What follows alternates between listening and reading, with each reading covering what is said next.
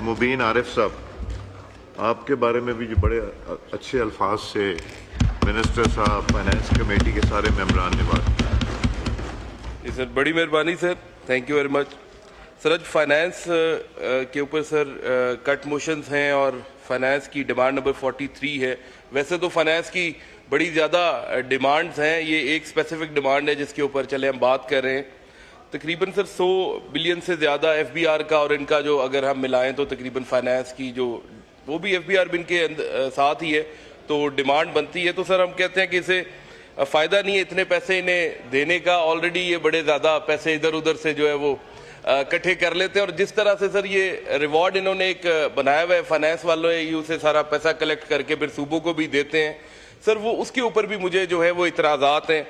और सर 2-4 बातें हैं। पहले मैं कुछ एक्सपोर्टर्स की बात कर लूँगा। पिछली दफ़ा फ्लोर ऑफ द हाउस पे फाइनेंस मिनिस्टर साहब ने जो है वो जैसे अमेंडमेंट्स थी सर फाइनेंस बिल के अंदर, पिछले साल इन्होंने कमिट किया था कि अगर एक्सपोर्टर को प्रॉफिट होगा तो वो टैक्स देगा और अगर उसे प्रॉफिट नहीं होगा तो वो टैक्स नहीं देगा। सर ये मैं उन्हीं के अल्फाज same as it is sir यहाँ पे फ्लोर ऑफ द हाउस बता रहा हूँ।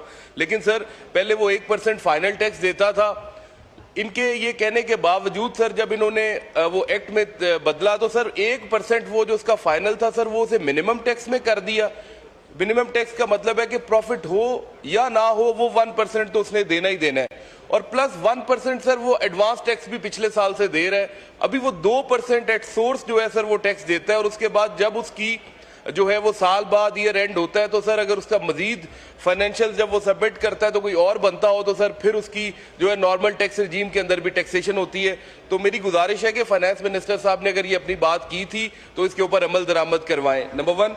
नंबर 2 सर EFS के ऊपर जीरो रेटिंग के ऊपर भी इन्होंने कमिट किया था फ्लोर ऑफ द हाउस पे कि जीरो रेटिंग जो है वो रहेगी और EFS के अंदर जो लोकल सप्लाईज हैं वो एग्जेम्प्ट होगी सेल्स टैक्स पे। और फ्लोर ऑफ द हाउस ये कमिटमेंट थी सर वो भी पूरी नहीं हुई।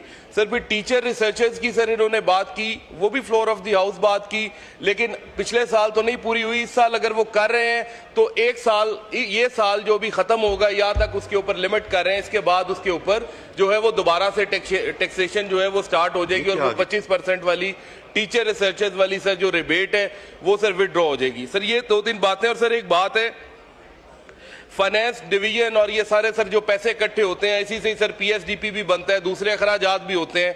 सर इस साल 1000 अरब रुपए का सर PSDP है सर। उसके अंदर गुजरांवाला की अगर आबादी का हिसाब लगाया जाए तो आबादी के तनासुब से 1000 अरब को अगर डिवाइड करें तो गुजरांवाला का शेयर जो है सर 50 लाख के हिसाब से पूरी 25 करोड़ आबादी में से 20 अरब रुपया बनता है। लेकिन सर गुजरांवाला को सिर्फ 25 करोड़ रुपया रिलीज किया जा रहा है।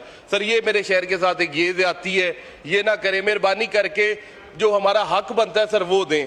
और दूसरा सर ये जो हम पैसे देते हैं सर सूबों के अंदर भी यही पैसे सर जाते हैं। तो मेरी एक और बड़ी मौदबाना सी गुजारिश है कि सर सूबे जो अपने ADPs बनाते हैं, एनुअल डेवलपमेंट प्रोजेक्ट्स बनाते हैं सर, उधर भी बड़ी ज्यादती कर देते हैं छोटे शहरों के साथ। सर जैसे हायर एजुकेशन का पंजाब के अंदर सर इन्होंने 40 अरब रुपया बजट रखा है और गुजरांवाला के अंदर वो जो यूनिवर्सिटी है सर वो 5.25 अरब रुपए की जो है उसकी कॉस्ट है और सिर्फ जो है उससे सर 5 करोड़ रिलीज किया जा रहा है। सर इस तरह से तो 100 साल में यूनिवर्सिटी कंप्लीट होगी। तो सर इसका भी कोई लाएअमल बनाए कि सूबों से भी पूछगिछ करें कि जो हम टैक्स के और खून पसीने के इनके पैसे टैक्स पेयर्स के आपको लेके देते हैं उनका भी हिसाब होना चाहिए। सर बड़ी मेहरबानी, शुक्रिया जी।